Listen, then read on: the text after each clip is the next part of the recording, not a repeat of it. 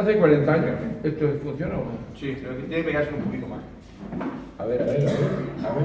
Sí. Bien. Hace 40 años exactamente, estando yo en Granada en otras funciones, vino a verme el director de la Confederación Hidrográfica del Guadalquivir en Granada, don José María Sánchez del Corral y del Río, muy propio llamarse del Río, si uno es ingeniero hidrográfico. Y me dijo, oye, mira, que se cumple este año el 50 aniversario de la creación de las Confederaciones Hidrográficas. Nosotros lo hacemos cada año, me dijo, una memoria, sí, una cosa de cómo ha ido la cuenca en este año. Pero con motivo de los 50 años de existencia, habría que hacer un esfuerzo un poco más, y entonces hemos pensado hacer algo más importante. Bueno, pues muy bien, me puse a trabajar. Y cuando mandé a Mariano Palancar, que era entonces el jefe de la Confederación de todo el Guadalquivir en Sevilla, no he saludado a las dignísimas autoridades y a los dignísimos vecinos de Las Cañadas, porque en este momento estaba tan preocupado de cómo íbamos de tarde, pues que se me ha olvidado el saludo, ustedes perdonen. En fin, todos queridos amigos, autoridades y no autoridades. Además soy de por aquí, mi mujer es de Huéscar y mi madre de Huéscar, o sea que soy de la tierra. Esto, y muy amigo de Chencho. Sí, que de chico jugábamos juntos cuando su padre era notario de Huesca. Bueno, estábamos con que hace 40 años me encargan esto. Y cuando le presento a Mariano Palancar, jefe de la Confederación en Sevilla, se quedó asustado porque yo no había pensado, digo, hombre, qué ocasión de hablar de los temas de la tierra en cuya estoy interesado y esto funciona así, ¿no?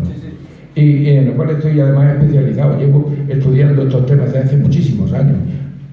Entonces, pues, dijo, pero es que vamos a tener que hacer un esfuerzo más, porque tú te has soltado con 100 páginas, que están aquí, y vamos a pedir un esfuerzo a más gente. Entonces, convocó al catedrático de Geología de la Universidad de Granada, al profesor de montes más importante de España, para que hablara de los montes, de la flora, de los animalitos de los montes, etc. Y luego una serie de ingenieros de caminos y de científicos que sabían del Guadalquivir muchísimo. Al final resultó que como ellos, a la vista de lo que yo había escrito, pensaron que tenían que hacer un esfuerzo, pues salió este monstruo de 5 kilos y 600 páginas. Podrían ser más, pero es que las páginas son de un papel lujosísimo. La edición es una belleza. No sé lo que pudo costar, pero eso fue una generosidad de don Mariano Palancar, jefe de la Confederación. Hicieron una colección de fotos fantásticas de todo el recorrido del río, desde el principio hasta el final. Y entonces pusieron por delante el trabajo mío. Y es curioso porque eso lo hizo la Confederación con motivo de un día importante, que era el de la celebración del 50 aniversario de las Confederaciones. Pues puso mi trabajo por delante. ¿Y qué era lo que yo decía? Pues que el Guadalquivir no es lo que ahora dicen el Guadalquivir, que el Guadalquivir estaba aquí. Entonces aquello causó una cierta impresión. Montaron en cólera los de Cazorla, pero es un tema, cuando yo le llamaba a mi intervención hechos y sentimientos, ellos se los lleva el sentimiento.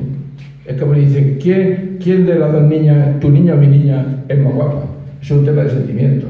Entonces yo, la mía era más guapa, por supuesto. Pero, ¿quién era más alta? Eso se mide con un metro, no es cuestión de opinar ni de sentimiento, eso se mide. Bueno, pues entonces, a la vista de aquello, el Cazorla dijeron que nos quieren quitar el río, que Almería nos roba, que es lo que se dice ahora. Almería nos roba.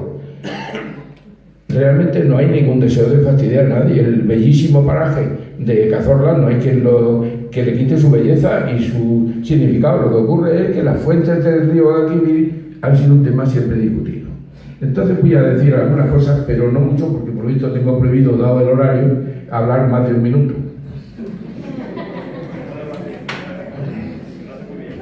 Vamos a ver.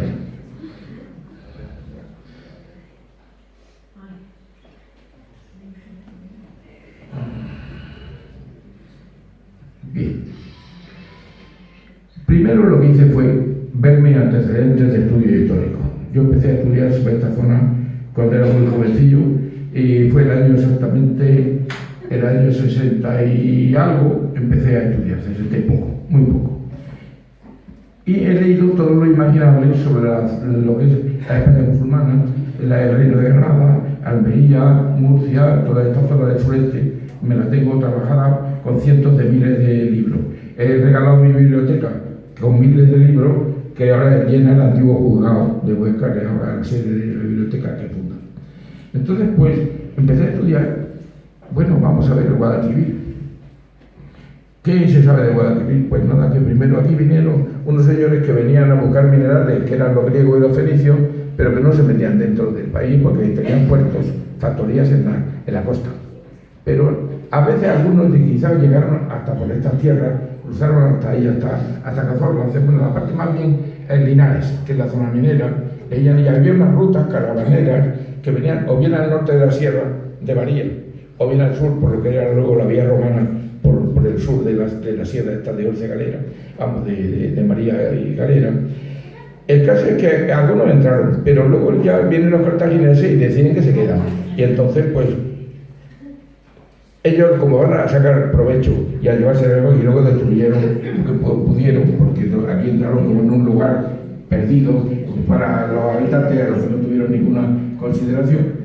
Pues bueno, esta gente pues sacaron los productos y no lo hicieron. Pero investigar dónde nace el río, que fue lo primero cuando llegan aquí uno y otro antiquísimo hace 3000 años, llegan, pues cruzan el estrecho, que fue una aventura, y ahí se establecen por allí, por Cádiz, la desembocadura del río Guadalquivir.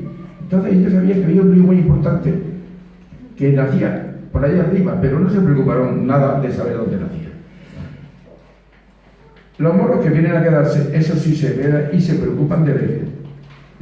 Plinio y algunos otros, un montón de geógrafos romanos y griegos al servicio de Roma, pues sí investigaron y ya decían que el río de Tartessos, el río Betis, tenía distintas fuentes, las fuentes Betis, que nacían en distintos sitios. Por eso el libro yo propuse que se llamara Guadalquivires, porque no hay un solo Guadalquivir. Hay distintos según se mire desde el punto de vista geológico, desde el punto de vista histórico, desde el punto de vista cultural. Ha habido distintas fuentes, que es el Guadalimar, algunos dijeron que es el Genil, aunque lo desecharon enseguida. ¿Dónde nace este río? Pues bueno, sabemos dónde desemboca y hace unos langostinos fantásticos de San Lucas. Eso sí lo hace el río fantásticamente. Pero luego, ¿dónde por arriba? Una vez que se pasa allá de Linares para arriba, no les importaba demasiado. Eso es la verdad. Pero los moros que sí vienen aquí, estos sí, dicen, vamos a hacer un recorrido y a describirlo. Y entonces los libros de Jurafilla, que se escribe con Y, Jurafilla, esos libros eran de geografía, que ella escribía Jurafilla. Pues dicen, vamos a ver, y todos coinciden en la Edad Media, en que al hablar de Guadalquivir, lo recorren de arriba abajo y no de abajo arriba, empezando por Sanlúcar y subiendo el río arriba, pues todos coinciden en decir que donde nace es en el reino de Tudmir, que es el antiguo reino de Murcia. Toda esta zona de aquí arriba fue Murcia, hacia muchísimo antes de constituirse, incluso no ya el reino de Almería, en la época de Nazarí, sino el año 20, que era 1920, que es cuando, 1820, que es cuando se inventa la provincia de Almería, y le quitan Navaza, toda la Almanzora, y para fabricar una provincia nueva. Y entonces la otra provincia, el otro terreno es los Vélez, que eran de Lorca. El reino de Murcia llegaba hasta Vera, hasta el límite, llegaba al principio. Pero no voy a meterme ahora en ese tema, que eso daría para toda la vida. Entonces no voy a ser más moderado. Entonces dicen, vamos a ver este río, vamos a describirlo. Y uno de ellos, cualquiera, ya estábamos pensando, por ejemplo, en Al-Idrisi. Al-Idrisi es un geógrafo árabe importantísimo. Y este hombre dice, pues esto nace en Ebla. Bueno, los árabes hay que aclarar que la P y la B no la tienen nada clara. Hay veces que se escriben Ebla y otro Ebla. El árabe en este caso escribió Ebla porque es que en árabe no existe la letra P. Ellos cuando dicen hoy día un moro quiere decir Peugeot, un coche Peugeot, dicen Biú, porque no tienen ni E, ni O, ni P. Bueno, entonces dice, nace en Ebla. Es un nombre antiquísimo, que es de por lo menos el año 5000 a.C. o más viejo, que es el pueblo de Ebla, que estaba a 70 kilómetros al sur de Alepo. donde yo no sé si queda todavía algo en Alepo. Pero en fin, entonces ya había una ciudad caravanera riquísima, cruce de caravanas que traían de Oriente en la ruta de la seda famosa, que es milenaria. Traían a Roma, los emperadores romanos ya utilizaban la seda que traían esta gente. Bueno, pues eso es un pueblo cuyas ruinas se conservan. Pero luego, después, aquí no se sabe realmente qué significa Ebla o Epla. La raíz es más o menos la misma que el pueblo de Habla, estamos dentro de eso mismo, eso es parecido, pero es una raíz de luego, por supuesto, pre-árabe y pre-romana. Los romanos respetan los nombres cuando existían. Y entonces, pues aquí, pues si un pueblo se llamaba Hispalis, pues le llaman Hispalis. O Granada el Iberri, que era un nombre anterior a que ellos vinieran. Ellos respetan esos nombres. Por tanto, estamos hablando de un nombre antiquísimo, que ya existe cuando Edrisi dice, vaya a recorrer el río, y dice, pasamos por debajo, describe más detalle, pero yo lo voy a saltar. Dice, el río nace en Ebla, pasa por debajo de Galera. Dígame usted, si pasa por debajo de Galera, ¿de qué río estamos hablando? Y luego empieza a describir que se junta con uno y con otro, y luego recibe al río de Hornos. ¿Y dónde entonces está el Guadiana Menor? Es que usted va por él. Porque si usted lo omite y él va diciendo los afluentes de Guadalquivir, que es el río ellos dicen el Betis, el río Betis. Si yo estoy describiéndolo y voy describiendo todos los afluentes y no cito el Guadiana Menor, es porque yo voy por el Guadiana Menor y acabo de decir que he pasado por debajo de Galera. O sea que es más claro el agua. Claro, cuando esto se hace público y luego de ahí para abajo ya está claro, ha sido siempre un río indiscutible, Mengíbar, Montoro, Córdoba, Sevilla, etc. ¿Por qué causa, digamos, un poco de asombro el tema de que nace por aquí? Pues, hombre, pues es que esto va a destruir todos nuestros conceptos. Es que el Guadalquivir ya en todos los libros es el de Cazorla y los poetas y tal y que igual. ¿Por qué se quedó esa cabecera? ¿Por qué se quedó en el reino de Granada?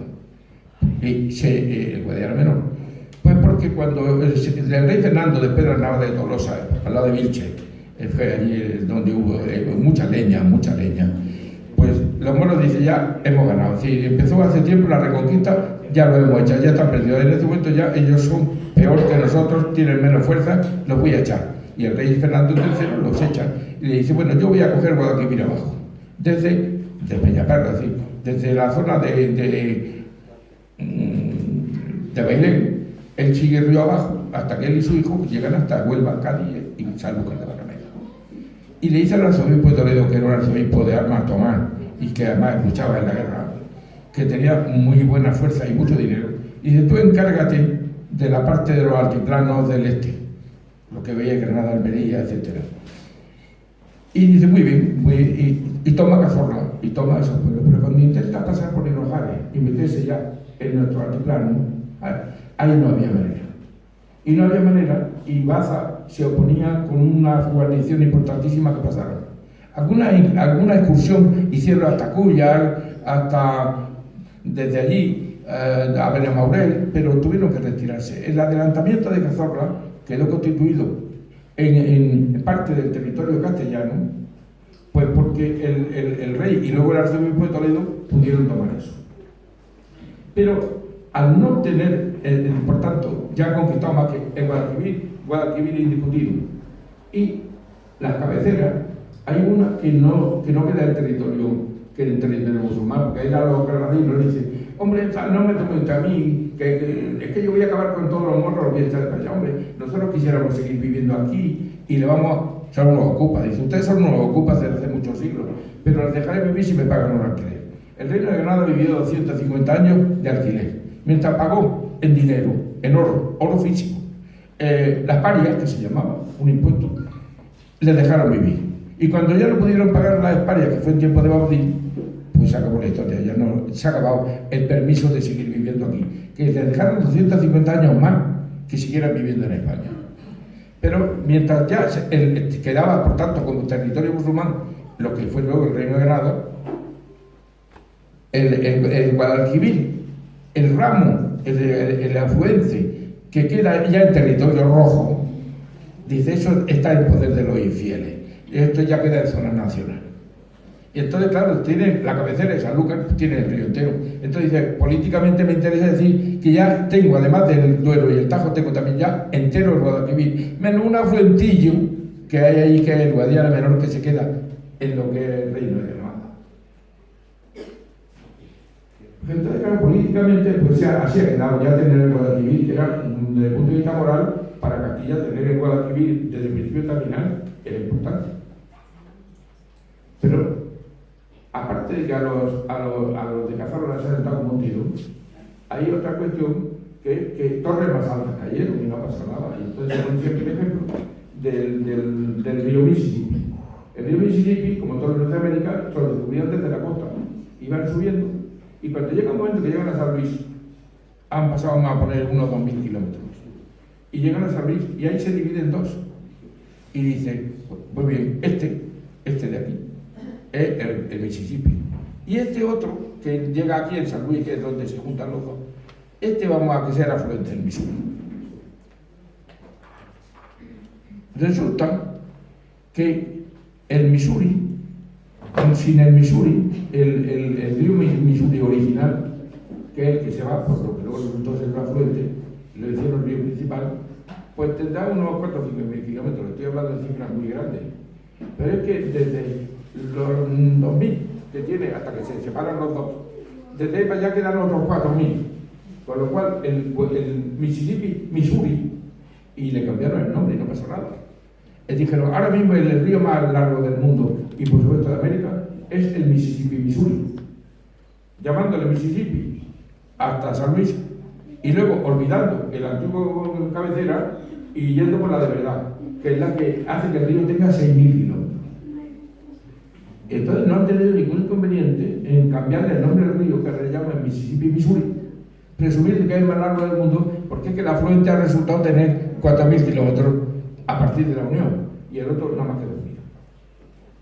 Aquí tenemos una cosa parecida. Es decir, yo creo que cuando el arzobispo llegó al límite de lo que sería la zona de Cazorla y esto, se encontró con que de la junta de los dos ríos, de Guadalquivir, de Cazorla, el Alto Guadalquivir y el Guadalquivir, Guadiana Menor, seguramente se encontró con que del Guadalquivir, Alto Guadalquivir, salía quizá más agua. Y es porque el río viene sin sangrar, viene entero del pantano del Tango, hoy que está en un pantano, antes no, y venía con toda su agua sin haber regado nada, porque allí no hay que riegue, no hay territorios de cultivo.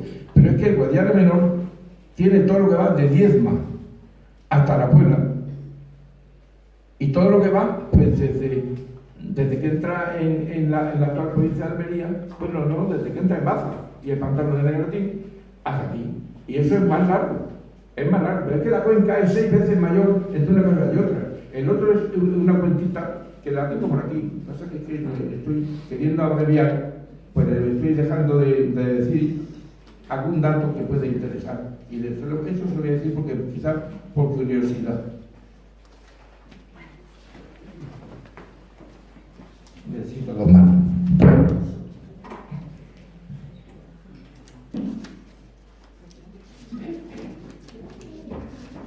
Aquí.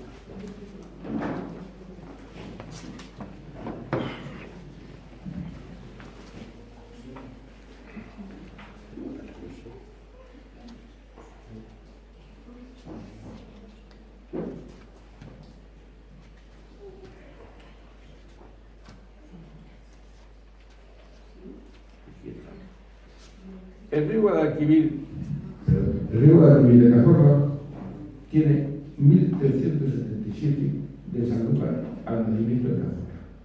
1.300 kilómetros. El Guadiana Menor tiene, pues, por un lado, de entre 7.000 y 6.900 kilómetros. Hay distintos autores que lo dicen.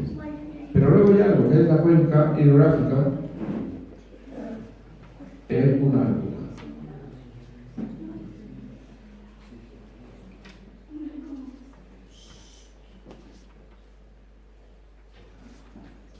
Me arma un lío. Esto es que así no puede ser. Bueno, pues la cuenca, esta figúrense ustedes lo que es entrar el río en el Alto Guadalquivir, dar su vueltecica y allí se ubica la de Quesada. Pero cojan ustedes la cuenca de ese río, que no tiene ni afluentes, con los que forma el Guadiana Menor cuando entra ya en Jaén, que lleva el río de Uso, el río el Cañebla, el agua que viene de aquí, el río de Fuencaliente en Huéscar, el río de Parpacén, el río Barbatas de Huéscar, el río Guardal, el río Castril, que tiene agua en cantidad. Y luego ya entrando en Jaén, pero todavía Guadiana Menor, el Guadrentín con el pantano de la Bolera. Bueno, es una cantidad de agua, pero entonces ¿por qué lleva? Y lo que debió ver el arzobispo dice, pero es que este río trae más agua que el otro. Es que el uno se ha inflado de regar. Cuando a mí me preguntan los extranjeros, ¿es que los ríos de España no llevan agua? Y digo, es que el agua que no está ahí está ahora convertida en una cachofa, en habichuela y en lo que sea. Es que nosotros regamos y hay quien no riega porque no le hace falta, como pasa en Alemania e Inglaterra, que como llueve todos los días, pues claro, los ríos van llenos hasta arriba. Es ver el Rin, ustedes habrán visto el Rin en Alemania, que es un pedazo de río de morirse. Pues claro, es que ellos no necesitan agua de acequia. Nosotros el río lo metemos en la acequia y claro, por eso cuando llega a los sitios no lleva agua prácticamente. Seguramente el arzobispo, que no era andaluz y no sabía esto de los regadíos, pues debió decir, hombre, este